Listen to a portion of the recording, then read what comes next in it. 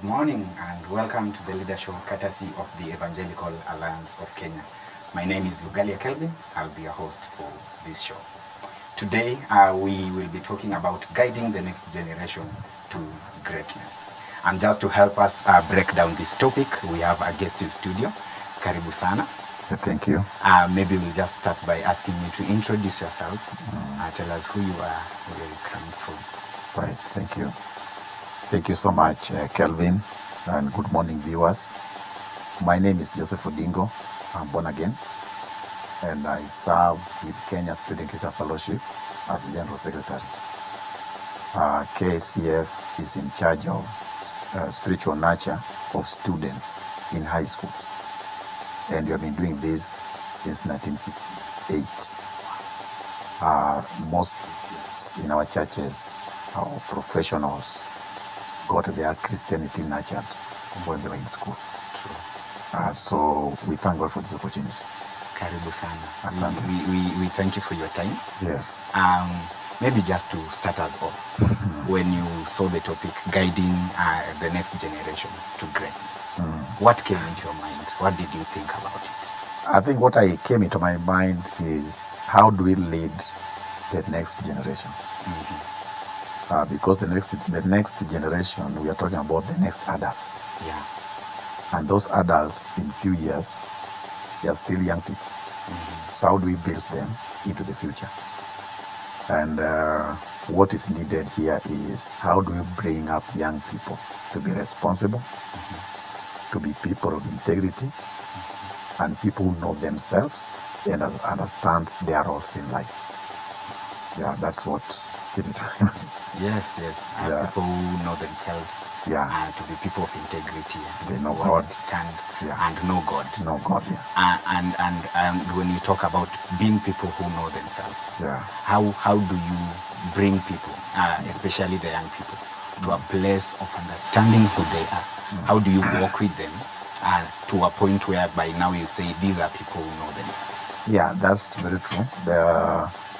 If you look at the generation, the young people we live in, who we have today, the environment they live in is confusing. And majority of young people, they suffer from identity crisis and purpose.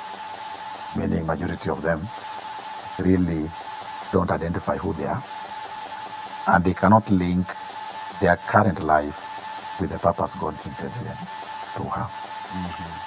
And so one of the things we do is to help young people to see their God-given purpose, that God created them with a purpose. You see in the book of Psalms 139, the Bible says in verse 14, He created my inner being. And He knit me when I was in my mother's womb. And then He says, I'm fearfully and wonderfully made. So unless a young person identifies that they are creation of God, they are brought on the planet Earth by God. And God brought them here with a purpose. So it is upon us to help them to identify that, so that they align their growth, their upbringing, and by finding what really God intended them to have.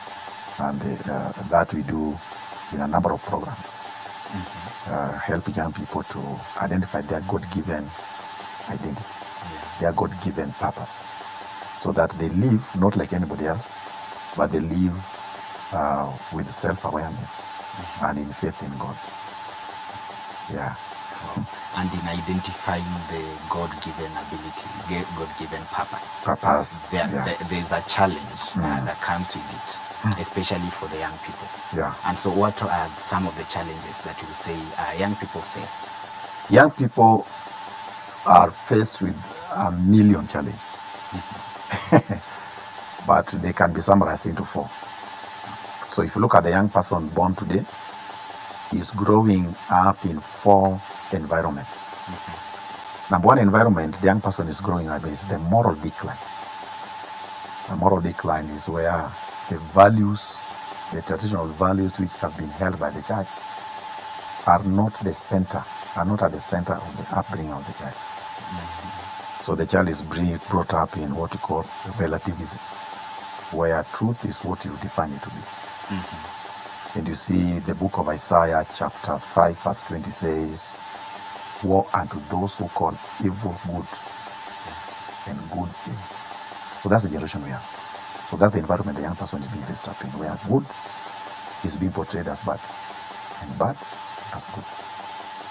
So unless that child is led, then it's going to grow up in that confusion of relativism. But again, another is the child today is being grown up in a digital world where technology and social media become at the center of their life. Whereas we know technology has a good part of it, but for young people, they may not know that. Yeah, they may not know the good and the bad, so they can take everything in the internet. And so the challenge they are facing is that they develop what we call online community through that. So their friends, the person they interact with are people in the internet. And that will really can cause a problem in that they may be disconnected from the real life issue. So that's a challenge. Yeah. That's another environment the child is being raised up in. But another environment is what I've already said, identity crisis, confusion in their purpose. But the last environment is secularism. Secularism is an attempt to do away with religion. Actually, they did a study in Britain, and their concern was the decline of Christianity in Britain. So they wanted to find out the people who left Christianity, did they join Islam or did they join Buddhism? So they are shocked they didn't. They just became non-religious. So that's the power of secularism, that it fights anything God and make children just become non-religious. So you see, when the Gen Z told us that we are going to occupy church and burn church, and they said, we did not leave God, we only left the church. That's a powerful statement, which could be showing the world where that generation is headed. Yeah. So those are four main challenges we see that are the child today is being raised up in. So if leadership is not provided, if the parents don't come in, if the church don't come in, if the Christian don't come in, then you produce a very funny generation who has no character, has no faith in God, who don't identify who they are, and they cannot relate with the purposes God has for them. Yeah. Wow. And so, talking about these challenges, Yeah. what would you say are some of the key abilities and principles that the church, the parents, the school, and everyone involved will help in bringing these young leaders up?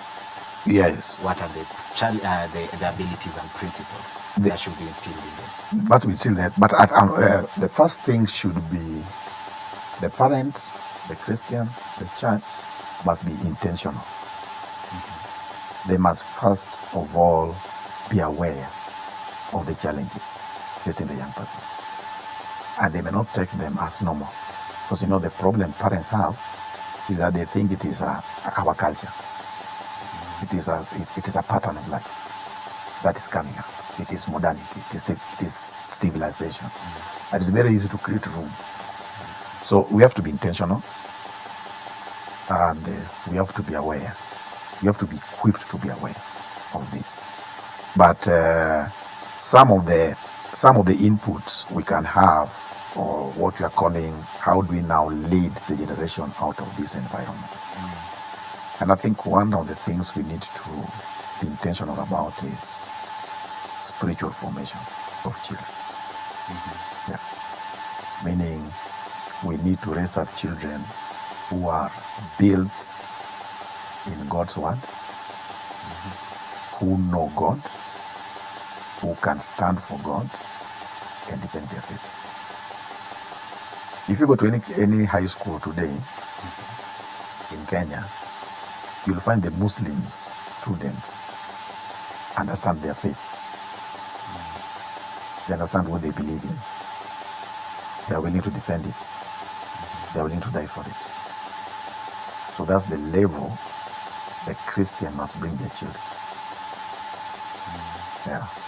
And so where have we gone wrong as Christians? Because just from what you've mentioned, especially in high schools, you'll find the other religions, they make sure that they nurture their children from right when they are young. Yeah. So as they grow up, they are able to defend their faith with confidence, and they are even ready to die for it. So where have we gone wrong as Christians?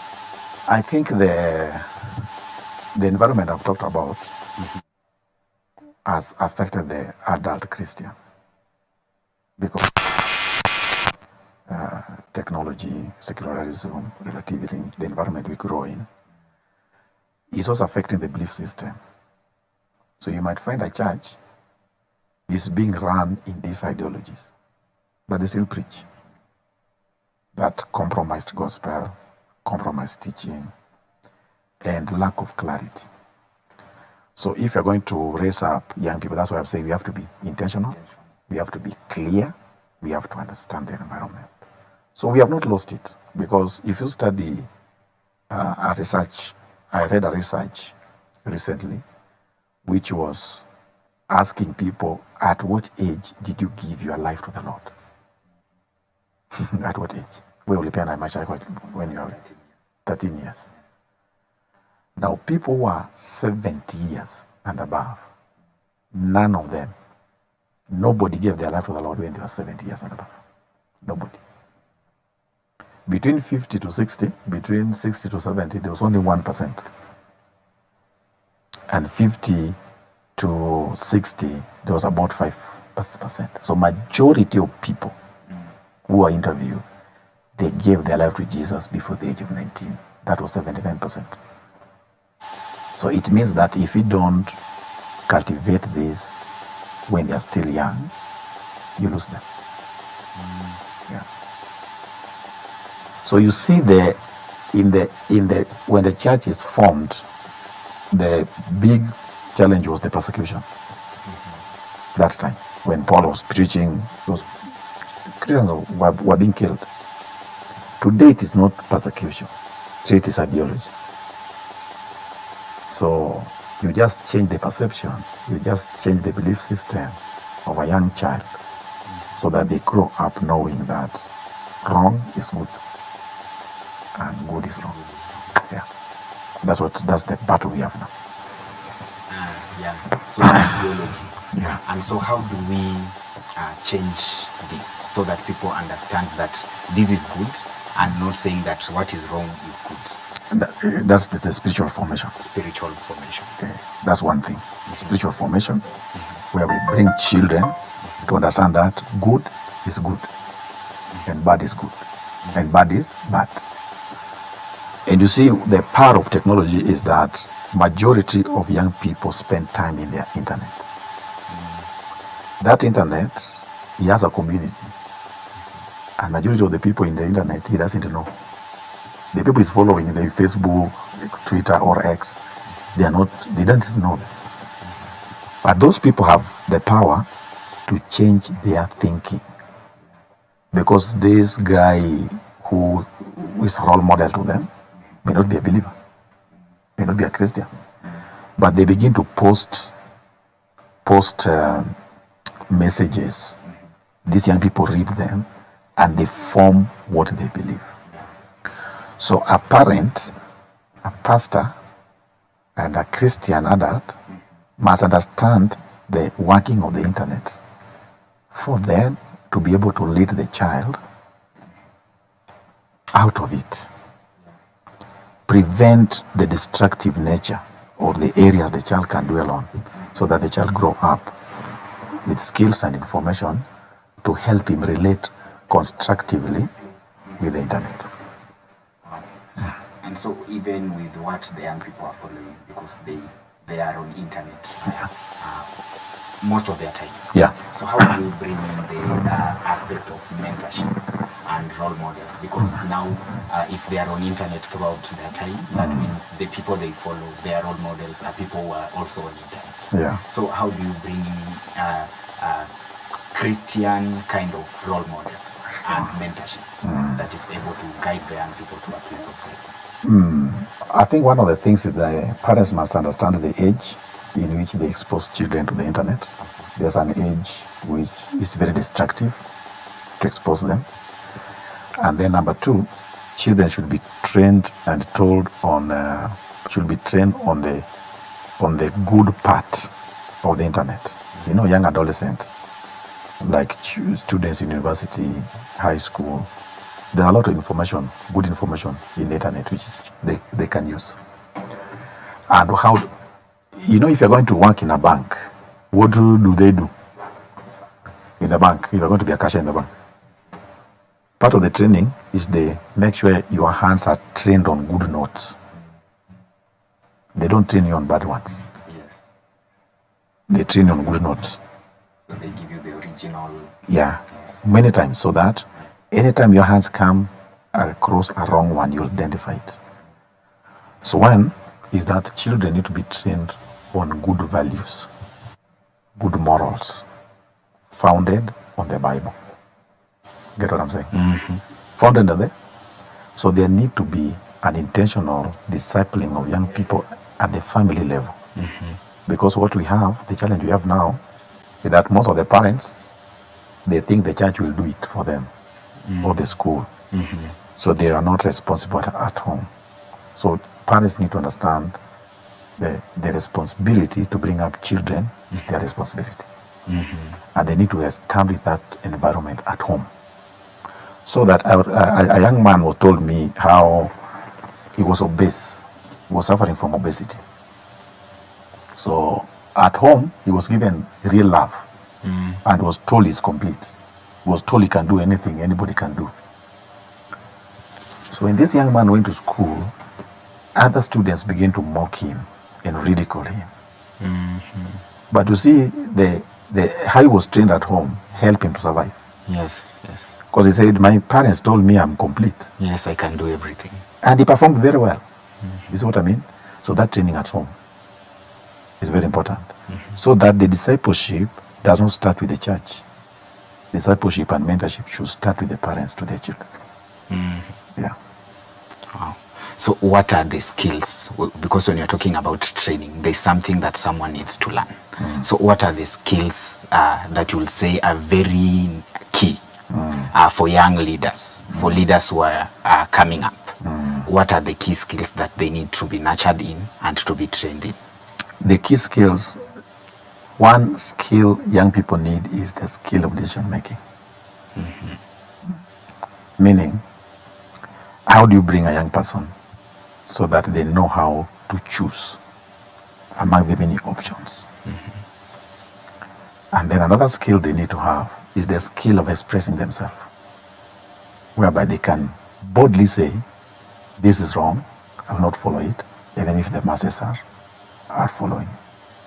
Because the challenge these young people have is following the masses. And your friends around them are doing it. Why not me? So how do you make a decision? And how do you express what you believe in? And then they also need to be trained on believing in God. Young people must be brought up knowing that there's a God in heaven who created them, who has a purpose in them. And the decision we make, the Chinese proverb says, the seed of today is the flower of tomorrow. So young people should know that decisions are like seeds which you are planting. You plant the wrong one, your future is destroyed.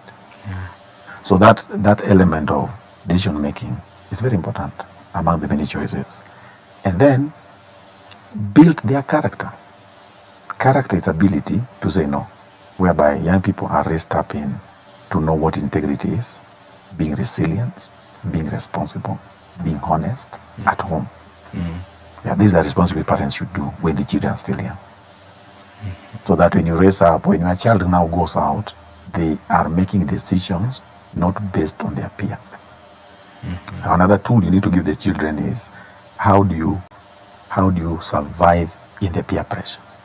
How do you resist the peer pressure? Because most young people, when they go to school, you find what they do are not what they want to do. They're doing it because of the pressure.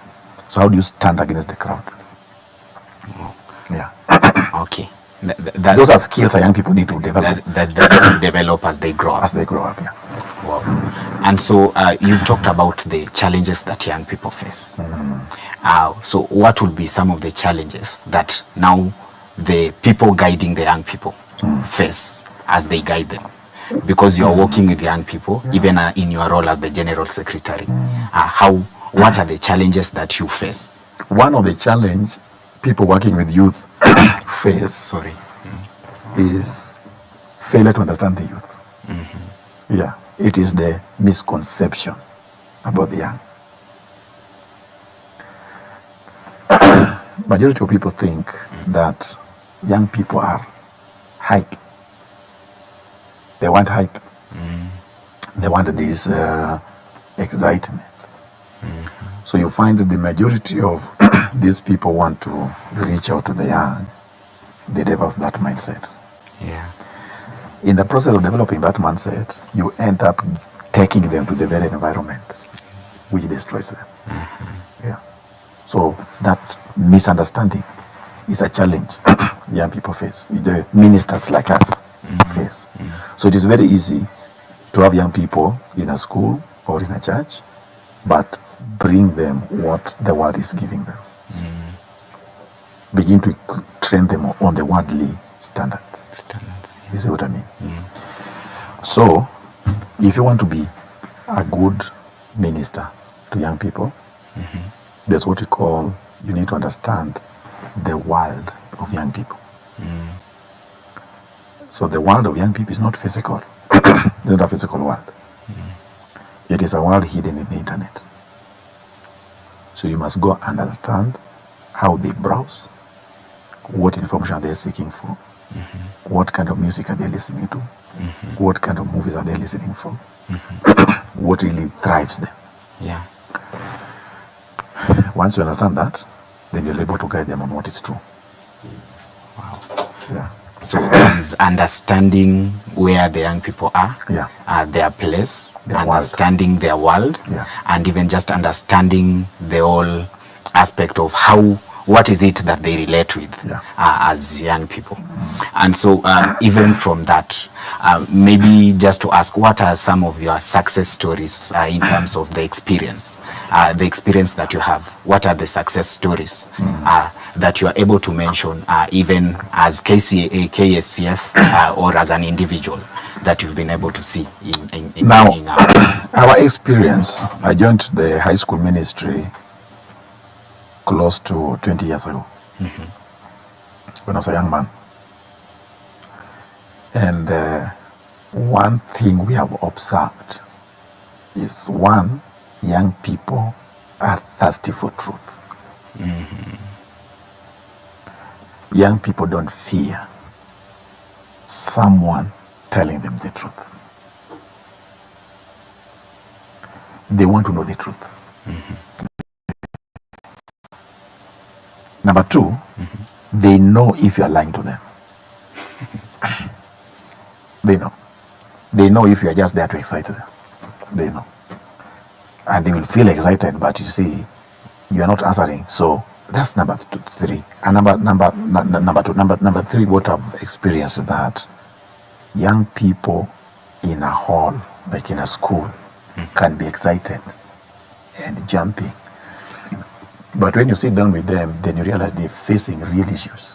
When they come to you to get counsel, then the question they're asking you are not excitement. They're asking really serious issues. So those are the lessons myself over the years I've learned, that young people are thirsty for truth. So anybody ministering to young people need to ground his teaching on the truth and bring the student to that truth. And number two, what I've learned also is that young people can be excited, but deep inside that excitement, there are real life issues. There are real life questions, which our ministry need to do what? To answer. So young people like somebody who ministers to them to answer the question they are asking. To relate to the question they are asking. Now, if you do that, then you'll find out that they will. But one most important thing, what we have realized in our ministry, is that young people can be leaders. When I was a student many years ago, there's an MP who came to our school and said, "You are the leaders of tomorrow." That guy is still a leader today. Now the message should be, we should believe that young people are leaders of today. Yeah. So we should make them leaders of today as they grow. We should not tell them that you are leaders of tomorrow, because they're leading now. So we have seen young people leading their fellow young people and bringing great transformation in the lives of their peers. So how do we identify these young leaders from the different groups that we are leading? How do you identify them? And how do you bring them to a place of even realizing that they are leaders from right where they are? How do you do that? You do what we call leadership training. Leadership training is when you, for us, we are environment, we are working in is a school. So we go to a CU and train them. Train the aspects of leadership, train them how to become a leader, train them how to lead. In the process of training, you'll just find them coming out themselves. Yeah. Just train the whole, because you may not know who is a leader by looking at them. But give that training of leadership, that every of them must leave your hand knowing they are leaders. Because leadership is not a position. Leadership is how you make decisions. Leadership is how you influence people with your lifestyle. Leadership is how you relate with people. So those are the skills you need to give young people.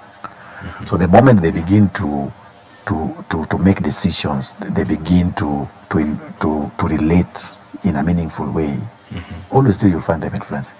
Because leadership is influence, not a position. Yeah. So how do you train young leaders to have a sense of purpose and have the right ideology in terms of leadership? First, the leadership must be founded on God's model of leadership. You know, the world has its understanding of leaders. They have this big man, we drive this great car, who has this bodyguards. You see, that's the worldly understanding. So you must demystify that. That you can have all those things, but not a leader. Yeah. So what we do is we have a tool we use, and in KCF we have this tool called peer-to-peer ministry. It's a tool that helps the student to understand how do you become a disciple and how can you disciple your peer. So we train them through that. It's a tool that helps them to know how do you become a counselor as a young person. Because why do you train them on counseling? We train on counseling because a young person has their peers in the dorm. You get what I mean? And in the classroom. And those students with problem will not be asking their teacher to help them. They will be asking their peers. So those leaders and CU members, we train them on counseling. How do you counsel your fellow peer? Then you also train them on leadership. How does a young person lead a young person? Yeah. How do you lead a young person? Do you lead them by becoming like the young people in the world? No. Yeah. So we told them how to lead a young person. And then we also teach them on how do you study the Bible, because it is only the Bible that will demystify and help the young people with the truth and help him to see God and identify himself and live victoriously. So there's the place of training. Yeah. And one of the challenges that the young people have is on you become a leader in the morning, and by evening you want to be great in whatever you are doing. So what is the place of training, even the aspect of resilience in your leadership aspect? Actually, that resilience is very important, because the resilience, you give them practical examples of people who failed many times. They didn't lose hope. They still made it in life. And you bring the discipline in the life of the child that success is not a pesa pap. It's not it's not a clip. Success is true successful people must endure, must persevere. Yeah. So you have to bring the discipline of perseverance. You must bring the discipline of patience and resilience in their life. So that you don't have a young university student from college Yeah. wanting to do what you are doing now, and it's just from college. So they have to know that you started somewhere. You face the challenges, and they need to know that God's purpose takes long. Like Joseph, he had a real purpose, but at a tender age of 17, he had identified his purpose, and everything he did with his brothers in Egypt was to protect their purpose. So how do you identify your purpose? So we train young people the difference between a job and a work. So that you, after college, you're not looking for a job. You need to look for a job, for work. Because work is what you are created for. Job is what they pay you for. Yeah, so all those discipline we bring to them, so that as they are growing up now, they are whole. They grow up holistically. So they must also deal, we bring them to a place they can deal with their appetites. Appetite for power, you see, appetite for controlling people. So you bring them to a place they know that leadership is being a servant. It's not controlling people. And we only influence people with our good character, our good morals, how we make decisions, how we live our life. Yeah. And so what will you say, especially for Christian organizations and churches, what are some of the programs that they need to embrace, even in their churches? And you can make mention of some of the programs that you are doing in KSCF to help bring up young people and help them even to become great leaders. I think one of the focus of any youth group or any church is to make young people believe they are leaders of today, and make them believe they can have influence now, and bring them to understand that the influence I have must be directing people to God, to good values, to good morals.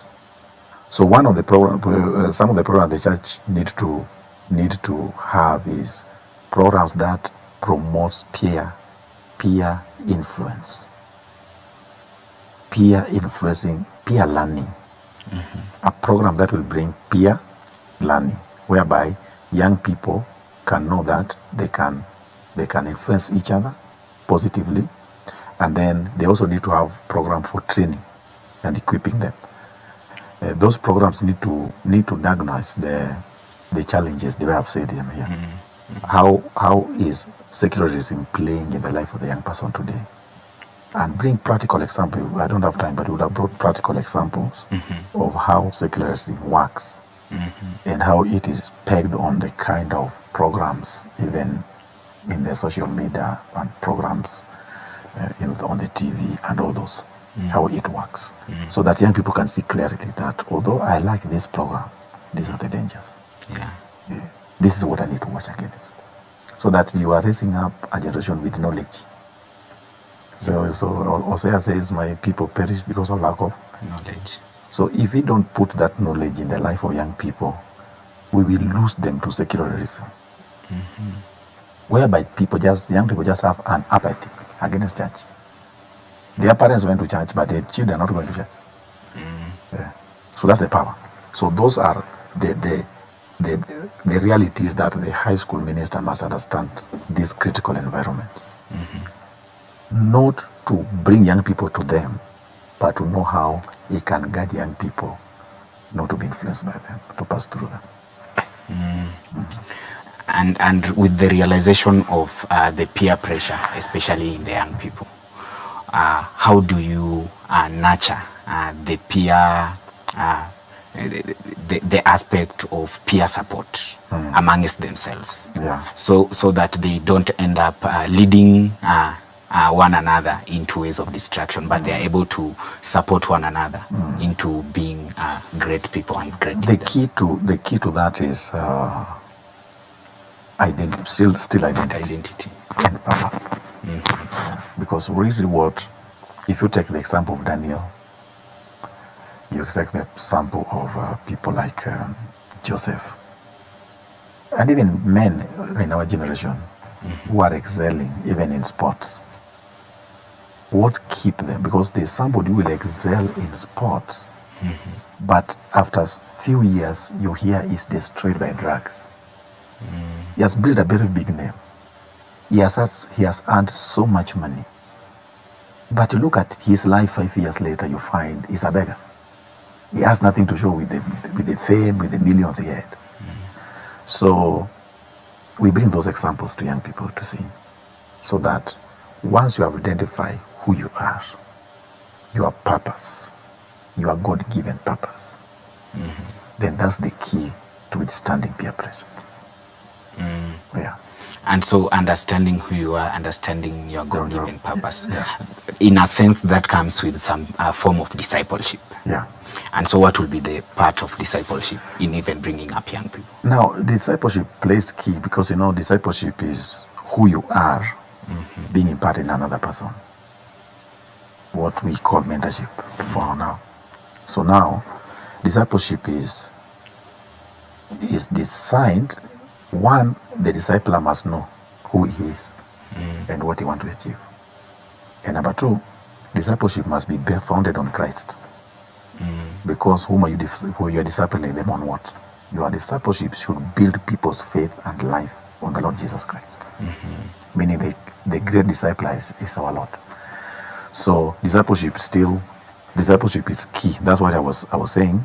That even studying those environments I've said, and even developing training, and even equipping them to influence their peers, those are elements still of discipleship, which any serious ministry should establish in their bringing up of young people.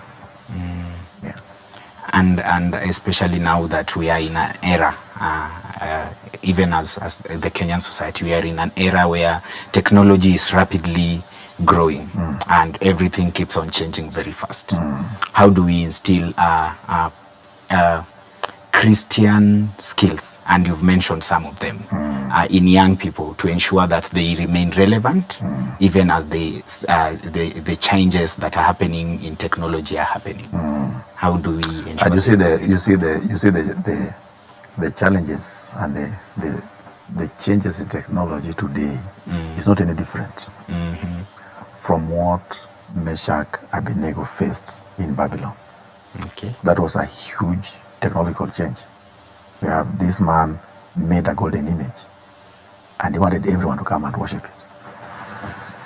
You see, this internet has a lot of golden images, which if you're not careful, young people worship. Young people now worship celebrities. A number of them. So the skill, and I repeat, is young people must be brought to a level to have skills of decision making. They must have skills and build their life on faith in God. If you put your life in the hand of God, God will pass you through this. And you have seen it. When Paul was preaching, the only communication was letters. So you need to ask yourself, how would have Paul used the internet today? Would have it taken it and said it is evil? We need to help young people to see how they can use the technology to influence their peers. And they are doing it. There are so many young people in WhatsApp groups now. Yes. Their former WhatsApp group, one of them was telling me that they wake up each other at 3 a.m. to pray through the WhatsApp.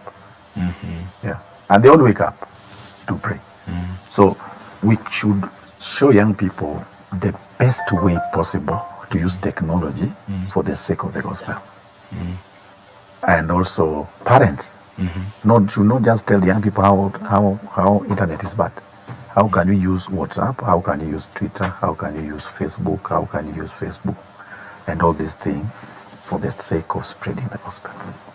So internet can also be a tool to evangelize the world, a tool to disciple a generation. And young people can be told how best they can use this as peers to influence each other. Wow. The integrity of using the internet you should be there, even for the parents, wherever you find you forward false information, you forward this. Those are lack of integrity in this. So we need to bring our, as parents, we have discipline. Children should see us discipline how we use the internet, and then train them carefully how that internet can be used for their own spiritual growth and for influencing other people. So that's how we can use the technology of today.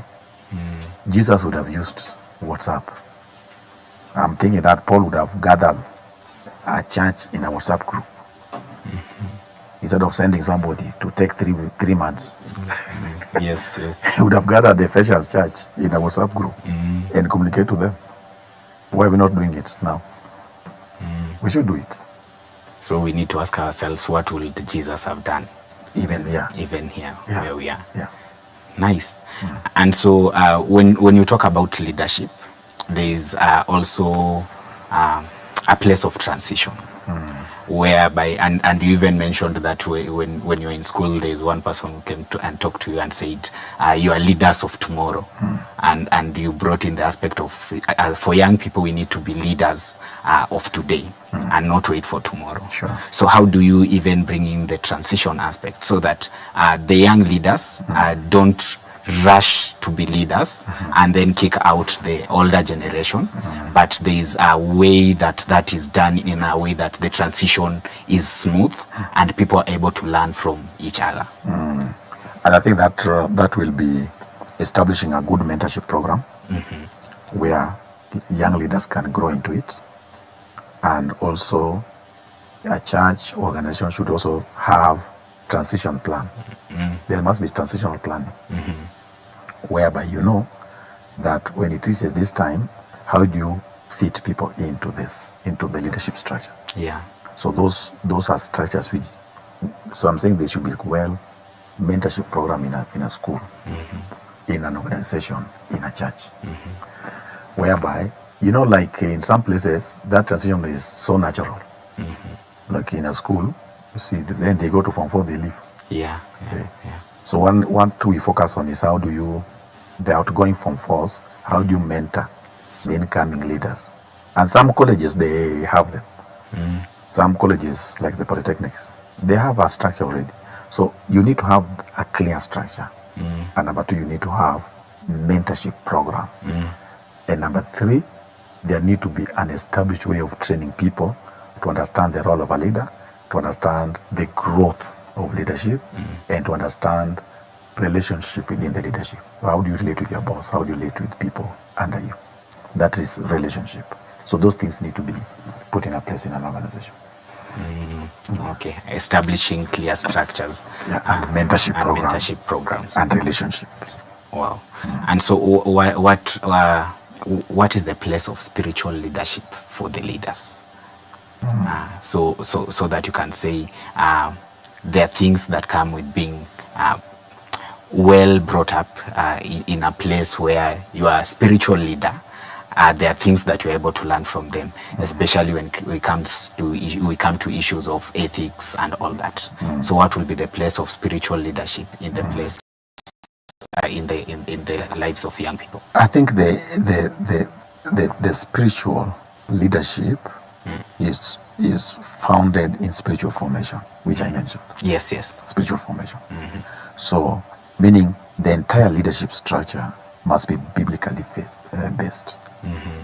And this we use leaders in the Bible, how they lead. Actually, any great leader, anybody who want to be a great leader, need first of all to study people who led in the Bible. Yeah. You can help us mention some of the examples. People led in the Bible, like Moses. Moses is a top leader. Yeah. You know, when we were growing up, there was a common word which was saying WWJD. What will Jesus do? What will Jesus do? That is a foundation. That in leadership, your first model should be Christ. How did he lead? How did he respond to criticism? How did he respond to rebellion? How did he respond to betrayal? Because those are things you face as a leader. So the first spiritual leadership is gotten from the Bible. by studying what the Bible says, how you lead people. You see, Jesus was abused. Study somebody like Paul. He was a great leader. Yeah. Nobody in the world has done what Paul did. So you study his life. And then the place of prayer. Very important. The place of prayer. That a leader must ground his life on prayer. I don't know what a spiritual leader means. Spiritual leadership means you ask God to put in your heart what you want be done. God helping you to see what you want to be done so that you lead people to do it. Because leading people, leadership, spiritual leadership is leading people to achieve the agenda of God. So a leader who is not prayerful will always mess up. Because you can lead the church the way you want. Yeah. You can lead the church with your own understanding. But you know the church of Jesus Christ cannot be led like that. You will mess it up. So the place of leadership, and then the place of the Bible. Meaning a leader must be well grounded on sound doctrine. You know, there are so many church leaders who are not sound in the Bible. They are not doctrinally sound. So you must also be sound in biblical doctrine. That's a spiritual leader. Biblically founded, prayerful, but also biblically sound. Biblically sound. And so maybe just to ask, what is the advice that you'll give to those who are in leadership positions and they are bringing up young leaders? One of the things they need to understand is that the future of this nation depends on the young people we have today. The future of this nation depends on the young people we have today. And it's not something a Christian does as a by thing. I mean, you don't do it for the sake of it. They must know that it is a call, a responsibility they have to do. They must plan for it, they must be intentional, and they must be committed to investing their lives on the young people. That's why you see, I was just shocked the other day that Africa, most countries are leaning towards Islam. I just understood too the other day. How is that? And they need, that's number one. So it has to be intentional. It must be a commitment. It must be something we do not because of money. You do it as a responsibility. Yes. But number two also, we must understand the life of the young people and the environment the young person is growing up in. Yeah. That environment is an environment where the parent is not in the picture. The school where they are is not in the picture. He interacts with people who he cannot see. Yeah. But those people have so much influence in his life and can determine the person he becomes in the future. That is so amazing. Anybody dealing with young people must enter into that world, understand it, and be able to get young people out of it in a way that will preserve their life for the future. Wow. You fail to do that, then you have young people who tell you they are leaderless. Yes, yes. And so even as we come close to the end of this show, in maybe a few seconds, you've talked to the people who are bringing up leaders. So what is the advice that you'll give to the young leaders who are coming up? Young leaders who are coming up, they need to know they have a future to protect.